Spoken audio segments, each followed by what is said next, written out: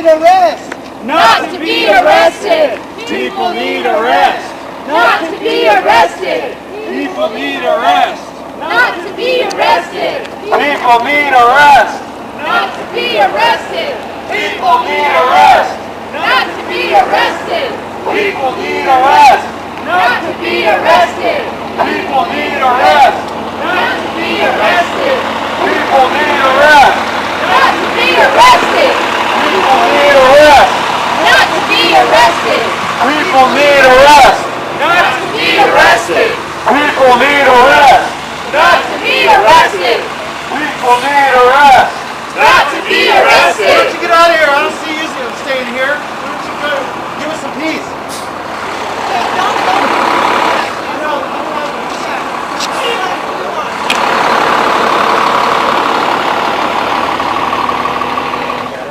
Yeah.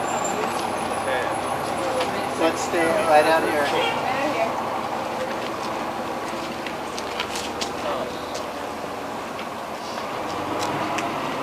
Hi everyone, thank you for coming out tonight. My name is Megan and I am here as a representative from the Boulder County Democratic Socialists of America, DSA.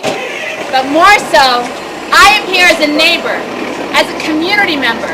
I am here, we are here, because it is past time somebody spoke up about the dangerous and inhumane practices of the Boulder Shelter for the Homeless. As you may know, we are coming up on the 1-year anniversary of Benjamin Harvey's completely preventable death. Benjamin Harvey was a longtime Boulder resident who, after going through coordinated entry and being referred to our shelter, was turned away by shelter staff. The reason? 9 months earlier, he had tapped on a window after arriving 1 minute late for the mail pickup time. Rather than showing empathy or respect for a fellow human being experiencing a moment of frustration and human weakness, the shelter staff declared him violent and banned him from services for a whole year. The night he returned to the shelter, they reminded him of this small mistake and sent him away. He died that night, following the city's camping ban law that forbids people, but not dogs, from coverings like a blanket. He froze to death. There was a public outcry after Benji's death, which led the Boulder City Council to recommend that the shelter make a number of policy changes that might protect residents from such a fate in the future. These protections would have given residents the right to challenge shelter suspensions and bans through a process of binding third-party arbitration. The shelter and Greg Harms refused. In fact, a whole year has passed and the shelter has made no substantive changes.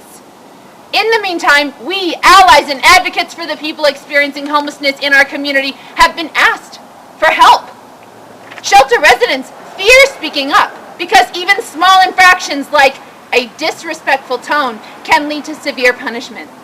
Our neighbors experiencing homelessness have come to us with stories that people are still being subjected to arbitrary and inconsistent rules, that people are still being kicked out for minor offenses with no warning, that residents live in fear of misstepping around a cranky staff member lest they be turned out onto the cold streets. And so tonight we are back. We are back to be a voice for the voiceless. We are back with a letter of demands for Greg Harms. We are back with the strength of more than a dozen community organizations, and we are back with the pledge of support from nearly 300 community members. More every day. We are back to demand justice and to hold Greg Harms accountable. Thank you. Yeah. Woo!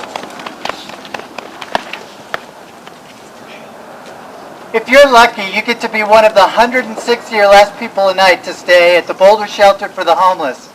You'd be lucky because in the last year, 2,500 people have sought help, leaving most from getting a bed, a caseworker, a chance to overcome what left them homeless. Even if you are one of the lucky 160, the shelter mandates that clients be respectful. This is an incredibly vague term, and often simply responding to staff in any manner beside full and immediate compliance is considered disrespectful. In the 2018 University of Denver Law School report on homelessness in the Boulder Shelter for the Homeless, Executive Director Greg Harms was interviewed and shared that any staff member can issue a violation to an individual for breaking this contract. When exited, that individual is told to leave the property for a period of time and can even be permanently banned. Harms further shared that the shelter provides the staff no guidelines with regard to punishment length or type when there is a rule violation. To put this in perspective, for failing a vague demand from shelter staff to respect my authority, the same staff, given no guidelines on punishment, can kick you out for a day, a week, a year. Should you find either the alleged infraction or the punishment unwarranted, tough luck. You can file a grievance. But guess who reviews such complaints? Shelter management. I've helped someone try this process, and I can tell you it's a sham. Just like the police policing the police, shelter management has always stood up for the shelter staff from the numerous stories people have shared with me. Yep. This was enough for the Boulder City Council to request the shelter submit to an independent review when people are kicked out that wish for such a process. If this were a government service, it would be required by due process. But Greg Harms has refused. Instead, another sham process was put in place. People kicked out can request, if they know about it, a problem unto itself, they can request mediation. But the manager of the mediation service told the Boulder Human Relations Commission that since Benjamin Harvey's death nearly a year ago, they've only spoken with 4 people who had received suspensions. Guess how many times anyone from the Boulder Shelter for the Homeless has shown up to any of these discussions with a mediator? That would be 0, nada, nilch. The sham process of even non-binding mediation doesn't exist. Another thing the Boulder City Council asked for was that anyone kicked out receive an offer of transportation so they can be safe for the night. This too was a bridge too far for Greg Harms and company at the shelter. One person I know showed up at the shelter in the evening only to be told they were kicked out for receiving too many warnings. No ride was offered. The shelter put that person's life at risk, failing to take even a low-cost and humane step to ensure an easily achievable modicum of safety. I'll end with the warning system. It's another sham process. People staying at the shelter often have no idea they have reached the 3 or 4 warning count that gets them kicked out. Shelter staff doesn't tell people when they receive a warning, and at least in some, but maybe all cases, they wait until the person comes from across town to get their bed to tell them they can't stay because too many warnings have been issued. Issued, but no notice given. So people staying here have no idea what they did wrong. They just know they have to leave the property, and no transportation is offered. Did you walk 5 miles to get here? Too bad. Could we have told you in the morning when you left not to bother coming back? Yes, but we don't. Could we buy you a bus ticket to help you seek safety? We could, but we don't. Could we let an independent reviewer decide whether the warnings were legitimate rather than arbitrary and capricious? We could, but we don't. The shelter is here to help people at the end of their rope, not teach them a lesson. It's time the Boulder Shelter learned that lesson. Yeah. Greg Harms, step up, do the right thing, and implement our demands. Yep.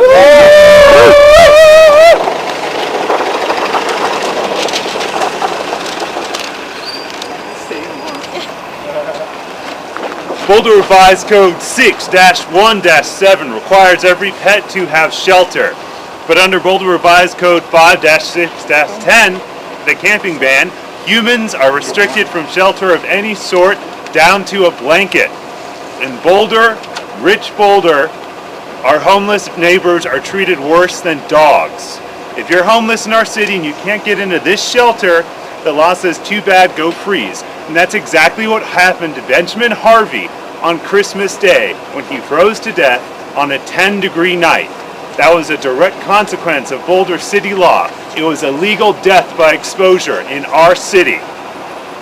Last September, in Martin versus the City of Boise, Idaho, the Ninth Circuit Court of Appeals ruled that if shelter is not accessible or adequate, it is cruel and unusual punishment under the Eighth Amendment to penalize people for seeking said shelter themselves. And that is exactly what the City of Boulder does by ticketing folks and jailing folks for the crime of using a blanket under its camping ban, even when they can't access the shelter. The exact pair of circumstances the court ruled was unconstitutional.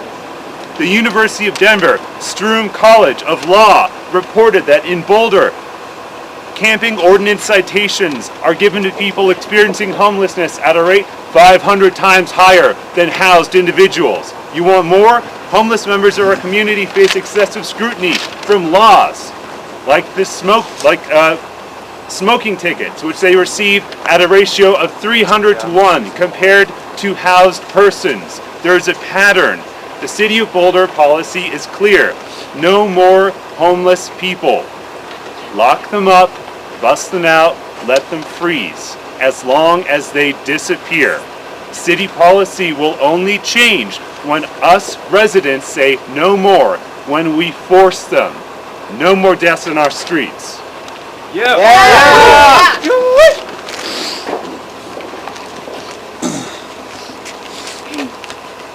And this is our open letter to Greg Harms, Executive Director of the shelter. Can I hold this for you? Oh, yeah, sure. I can hold that. All right. Maybe.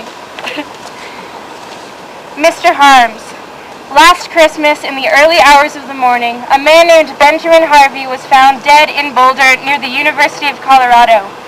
Facing a year-long ban from the homeless shelter, Harvey froze outside in 10-degree weather without a blanket or a sleeping bag due to the city's inhumane ban on urban camping. Despite the fact that Boulder Shelter for the Homeless employees referred Harvey to your shelter through the Coordinated Entry Program, his one-year suspension from the facility still prevented him from accessing a bed for the night. An infraction of shelter rules should never be a death sentence.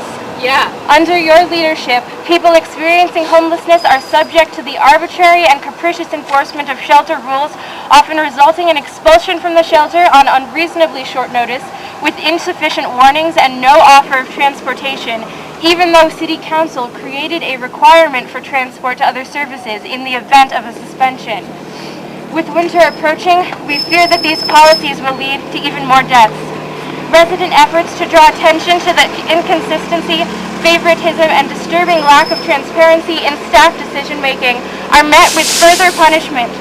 So they are faced with two choices: obey shelter authorities unconditionally or risk being sent out into the streets.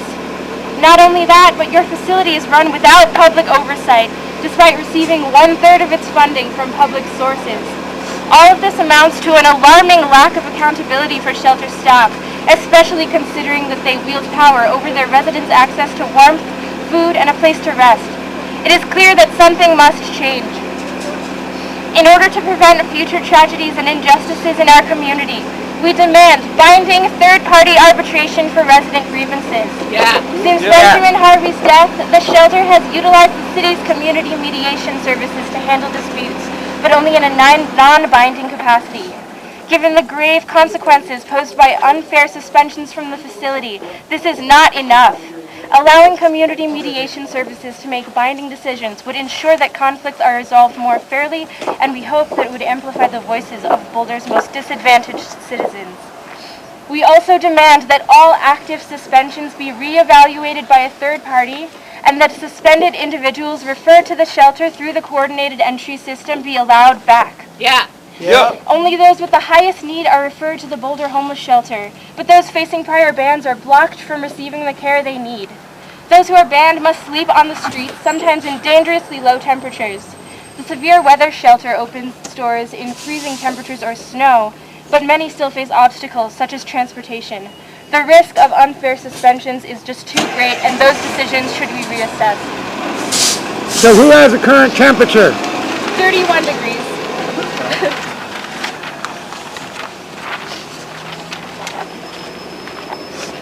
Finally, Finally, it is important that residents at your shelter are represented by people who truly empathize with their position and understand the struggles they face. Therefore, we demand that individuals who are currently or formerly homeless be given a place on the shelter's board of directors. No one better understands the needs of people experiencing poverty and homelessness than those who have dealt with it firsthand. It is necessary that those individuals are given a say in how the shelter is run. The people of Boulder refuse to stand by while the city's most vulnerable are denied their basic right to shelter, putting their health, safety, and lives at risk.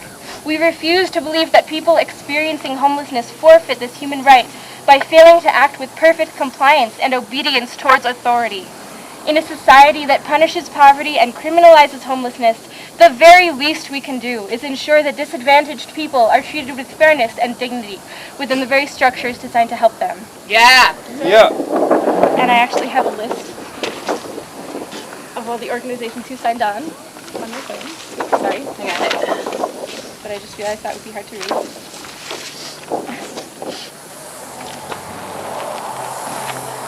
Sincerely. Boulder and Broomfield County Democratic Socialists of America, Boulder Rights Watch, Boulder ISO, Denver Homeless Out Loud, Surge Boulder, NAACP's Boulder Branch, DU's National Lawyers Guild, Fem Left, CU Boulder's Committee on Rights and Compensation, the Rocky Mountain Peace and Justice Center, the Front Range Mutual Aid Network, and the over 280 concerned individuals who signed our online petition. Yeah. Yeah. Thank you. So now we are going to give the letter attempt to give the letter to Greg Harms. Let's do it. Do you have another copy, or are we going to use this big copy? Yeah, I will use that one. All right. So there's no different one. Oh.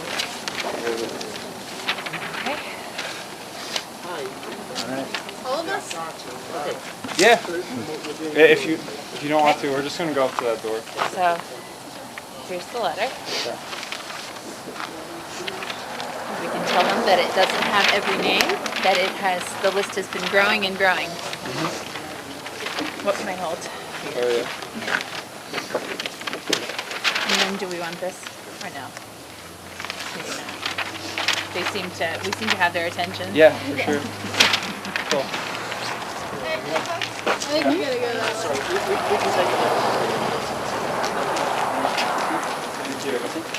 Sure. Yeah. Is Greg Harms here? So we've been asked to take the letters on his behalf. Is Greg Harms here? He communicated with the person that communicated with him, that he would not be here tonight. We've been asked to take the letters, so that's what we're doing. And what are you doing with the letter from here? We So will we'll deliver pass it on to him. Mr. Holmes. Yeah. Okay. Thank you. Thank you, guys. Thank you. Thank you. Thanks. People need a rest. Not to be arrested! People need arrest! Not to be arrested. People need arrest! Not to be arrested. People need arrest! Not to be arrested! People need arrest! Not to be arrested. People need arrest! Not to be arrested. People need arrest! Not to be arrested. People need arrest! Not to be arrested. People need arrest! Not to be arrested. Beds, not body bags! It's not body bags. Beds, not body bags!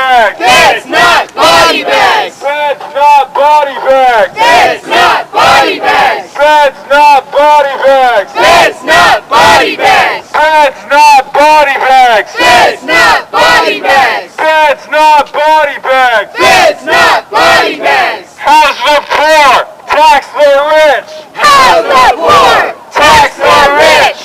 House the poor! Tax the rich. House the poor! Tax the rich. House the poor! Tax the rich.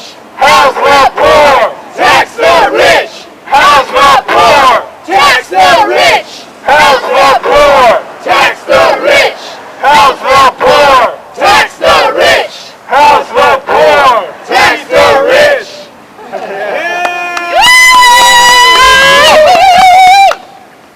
Okay. Success. Good work. Yes. Thank you all for coming out. This is awesome. This is a great showing. We definitely got the message across. I would say yeah. So, From here we keep pushing. We're gonna meet with Greg Harms. We're gonna let him know he has till January to commit to enacting these changes. And if he doesn't, he'll regret that. It's not a threat. It's a nonviolent promise.